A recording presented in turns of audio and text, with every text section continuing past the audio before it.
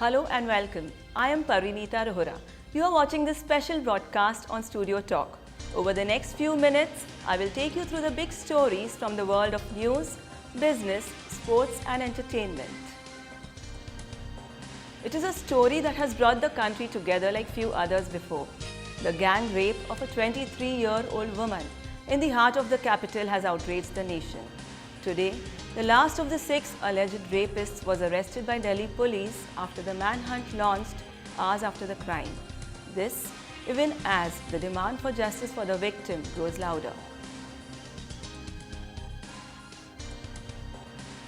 Prime Minister Dr. Manmohan Singh today spoke for the first time on the reported beheadings of the 2 Indian soldiers along the line of control.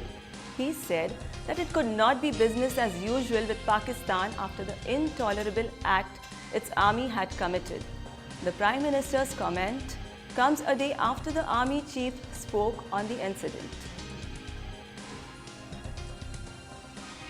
In what is clearly a first, a fast-track court in Delhi gave the death sentence to a farmhouse guard in 10 straight days. The 56-year-old man was convicted and sentenced for raping and killing a 3-year-old girl in 2011. The judge said the case fell into the rarest of rare categories as he read out the verdict. He is a cleric but seems to be giving Pakistani President Asif Ali Zardari sleepless nights. Muslim cleric Tahir-ul-Qadri is threatening to unleash a mass movement to overthrow the current president if a caretaker setup of honest people is not set up. Many are seeing Qadri's call for revolution and attempt to replication of an Arab Spring in Pakistan. In a surprise move, the CEO of the country's largest mobile operator Bharti Airtel announced his exit after a 15-year stint with the company. Sanjay Kapoor's exit comes amid reports of Bharti planning a reorganization of its top tech. Gopal Vittal has been appointed as Kapoor's replacement. And we finally heard him confess. Disgraced cyclist Lance Armstrong admitted to using performance-enhancing drugs during his cycling career. The cyclist came clean during an interview with talk show queen Oprah Winfrey.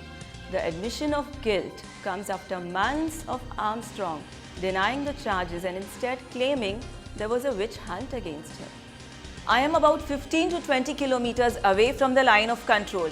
Right behind me are the snow-capped mountains of Pir Panjal range, and just behind these mountains is where the ceasefire violation took place, where we lost 2 of our soldiers. As you would be able to make out on your television screens, the fog has more or less lifted, unlike the scene earlier today. It is this dense fog that the Pakistani soldiers took advantage of and attacked our soldiers. Since then, all army units along the LOC are on high alert. The Director General of Military Operations of both sides have spoken to each other, and they just seem to be playing the blame game right now, each accusing the other for the provocation. Reports say that the Chief Minister of Jammu and Kashmir, Mr. Omar Abdullah, has said that India must react appropriately to the situation and there should be no more ceasefire violations, as that is where the worry lies, and the main concern should be peace. Since 2008, there has been an increase in the number of ceasefire violations. In 2012 alone, there have been around 72 violations, and that is where the worry lies. With camera person Hardik, this is Parinita Rohra reporting from Jammu for Studio Talk.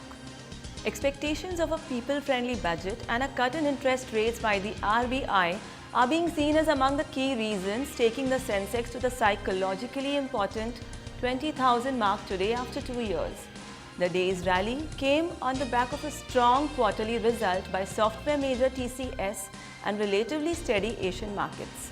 The market opened with the Sensex at 20,000, slipped a tad below that level due to profit taking, and again regrouped later session as FMCG major ITC rallied ahead of its results and closed just a tad off the 20,000 mark, finally ending the day at 19,987, up 80 points.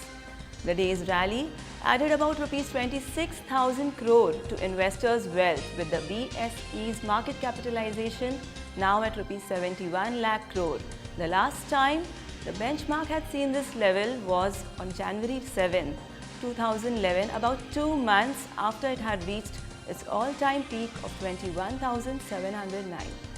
Onto the world of sports. Roared on by a crowd of 60,000 plus, India rediscovered their winning ways in the second ODI against England at the Jawaharlal Nehru Stadium in Kochi. The win not only helped them square the 5-match series but would also have done their sagging confidence a world of good. The tension along the line of control with Pakistan took its toll on its sporting ties between the two countries. All 9 Pakistani hockey players who have come here to play in the Hockey India League will return home without playing a match in the tournament. Hockey India did not directly bar the players but put the onus on the franchisees. Day 2 at the Melbourne Park on Tuesday brought another day of perfect weather but a few anxious moments for top seed Serena Williams. Williams and her fans looked worried after the player fell awkwardly on her left ankle. She, however, managed to win the game 6-0, 6-0 against 110th ranked Edina Hall.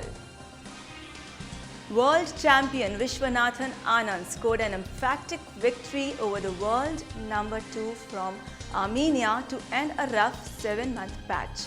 With this win, Anand has jumped into joint lead with 2 others after the 4th round of the Tata Steel Chess Tournament. In what would be his first outing after the Wimbledon, Rafael Nadal is likely to be playing at the Brazil Open. Nadal hasn't played since June, essentially because of the tendinitis in his left knee. He was due to play in the Australian Open, but a stomach virus forced him to withdraw. It seems Chulbul Pandey might not break Tiger Khan's box office record. After the initial success at the box office, it seems Ek Tha Tiger will remain Salman Khan's biggest hit. Well, here's to Salu Bhai. He's the winner either ways. Indians and folklore go hand in hand. Hoping That Works with cinema lovers is a duo of Vishal Bharadwaj and Ekta Kapoor. Unlikely duo, you would say. Name of the movie, Ek Thi Dayan. Let's see how this one shapes up. Member of Parliament status has brought about some major changes in actor Rekha's life, it seems. We hear from an insider that the actor is loving her bungalow and garden in Apni Delhi. Not just that, Rekha also seems to have become more open to friends and relatives dropping by. Is that the politician or just the effect of Delhi?